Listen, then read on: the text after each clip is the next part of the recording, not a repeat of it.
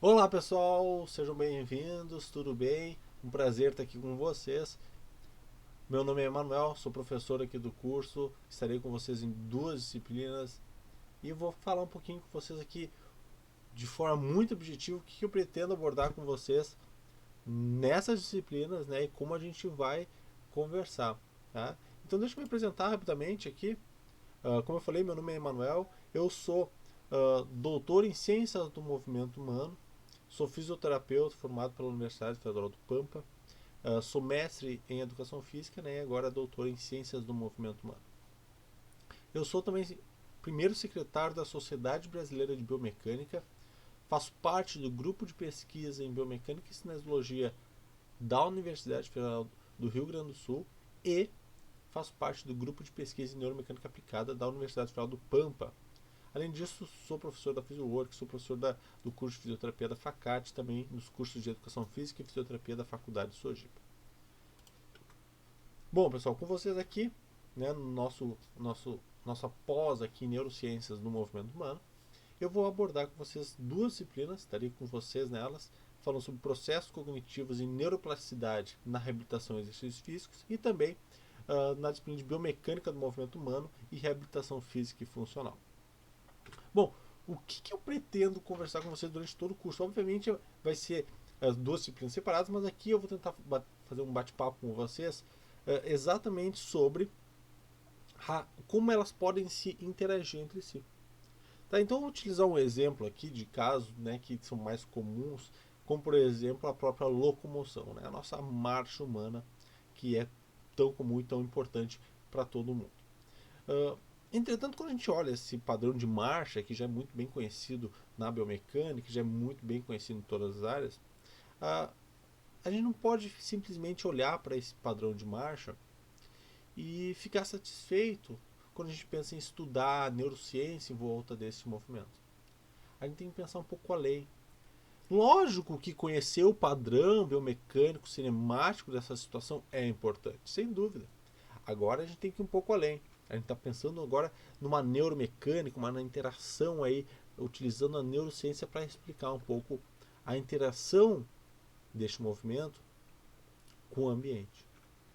Então, imagine uma situação como essa do GIF, obviamente exagerada. Quando a gente está caminhando na rua, pessoal, ou quando um paciente está caminhando, quando uma pessoa está caminhando, ela não está simplesmente caminhando, ela está interagindo com esse ambiente, interagindo com tudo que está acontecendo à sua volta. Está interagindo com os animais, com as outras pessoas, com, com os faróis, né, com os carros, com tudo que está acontecendo à sua volta. E isso faz com que exija de nós uma habilidade de controle neuromuscular e neuromecânico muito importante. Então, esse GIF, né, que eu trouxe para vocês é exatamente isso, né? Mostra que já uma pessoa caminhando e tem várias coisas tentando derrubá-la, né? Ou seja, tentando tirar a atenção dela da sua marcha.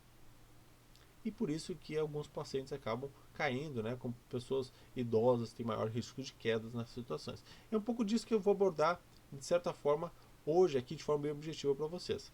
Então, pensem que esse padrão de caminhada, ele não é simplesmente um padrão de caminhada. Ele vai ser um padrão de caminhada no qual vai envolver um controle do sistema nervoso central, né? Então a gente sabe que tem esse controle vai ser muito importante. A gente vai ter então a informação chegando no, no na periferia, né? Então no sistema muscular, né? No sistema articular, ou seja, eles vão ter que interagir muito bem para responder esse padrão. Isso aí é a neuromecânica funcionando perfeitamente, mas tem mais. A gente vai ter aí buracos, por exemplo, na rua, na qual esse sistema vai ter que interagir para vencer esses obstáculos. Vai ter, por exemplo, outros obstáculos, uma bola, uma pedra no caminho, tapetes, brinquedos de crianças, olhando no celular, muita gente está caminhando olhando no celular, ouvindo os carros, né, cuidando para não ser atropelado. Tem casos de hipotensão ou alteração da supressão que pode fazer com que dificulte mais o teu padrão, tu pode aumentar o risco de quedas, labirintite, própria perda de força muscular. Então vejam que, principalmente quando a gente está pegando agora pessoas mais idosas, essas situações começam a ficar muito difíceis. E essa ligação entre o sistema nervoso central e a periferia tem que estar funcionando muito bem. Né? Então tem muitas informações que elas precisam interagir muito bem para o quê? Para que tu consiga caminhar e não tropeçar e não cair. Então, é importante a gente conhecer essa interação de tudo que está acontecendo para evitar quedas, por exemplo. Que a gente sabe que tem vários problemas, né, relacionados com a queda.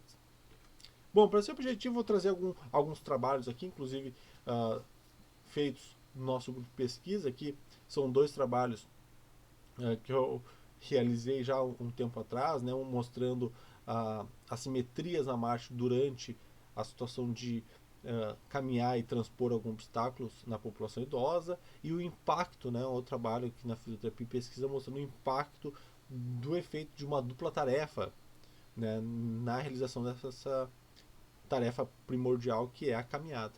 Então veja só, aqui em cima eu tenho uma idosa que ela vai caminhar e vai transpor um obstáculo no solo. Vejam que, se tu olhar o videozinho aqui, ela caminha e transpõe o obstáculo, tá? Por mais que ela até diminua a velocidade para transpor, mas ela transpõe, olha para frente, ela não tem dificuldade.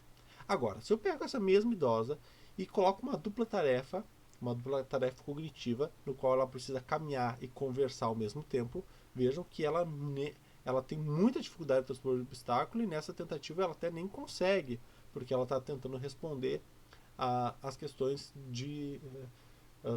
cognitivas, né? Então eu dava para ela ali, ela tinha que falar, por exemplo, os dias da semana de trás para frente.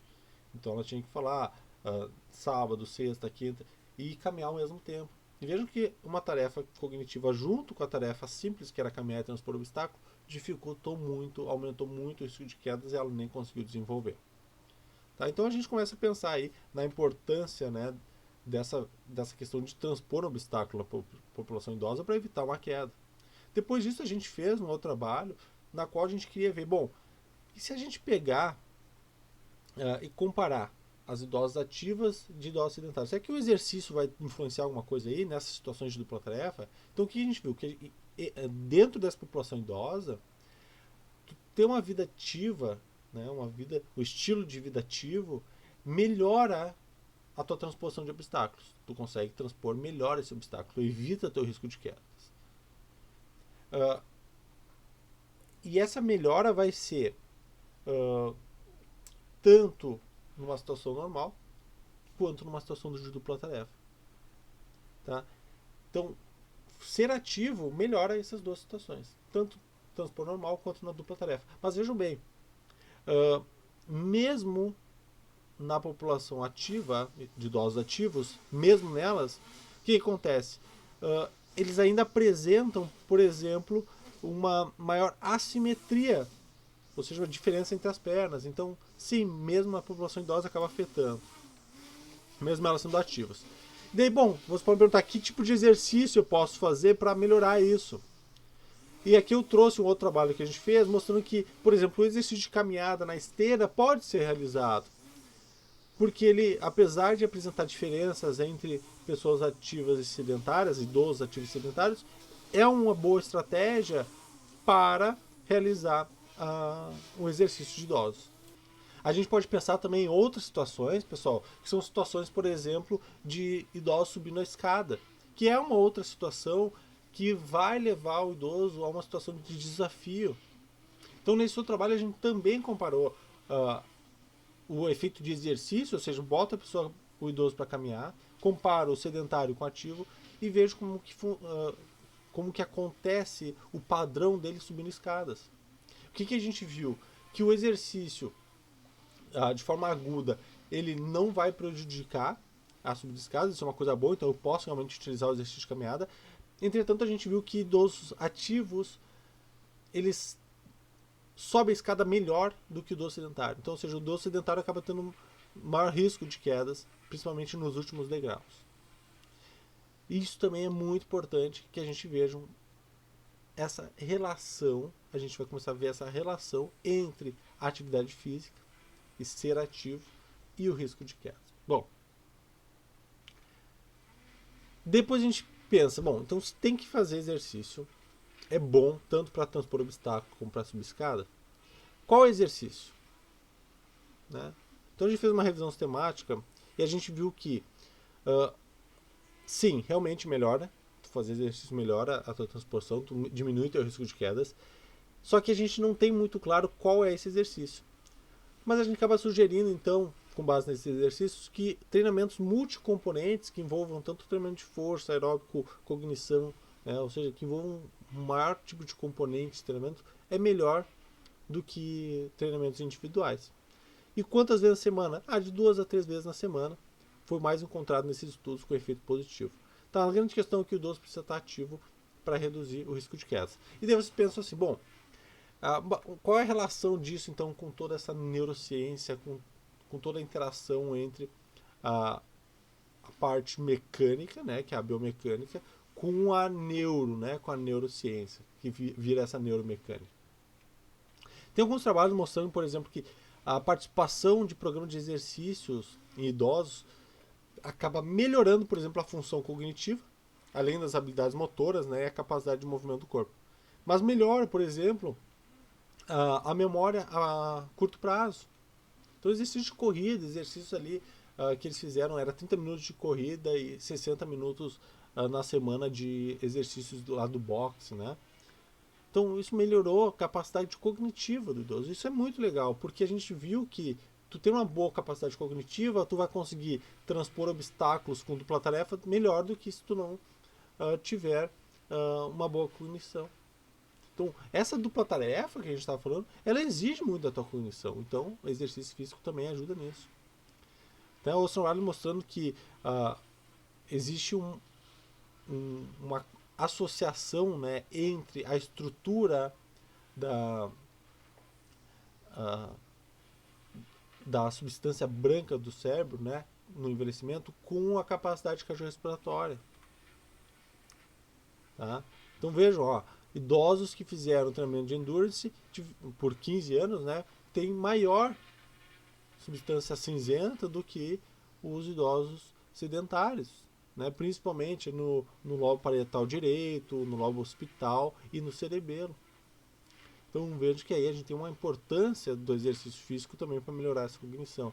Tem outros trabalhos mostrando, por exemplo, o quanto que idosos treinados aumentam, por exemplo, o hipocampo, que é uma região do cérebro importante para a memória, por exemplo. Outro tipo de exercício que parece muito benéfico para essa população é o exercício nórdico, a caminhada nórdica.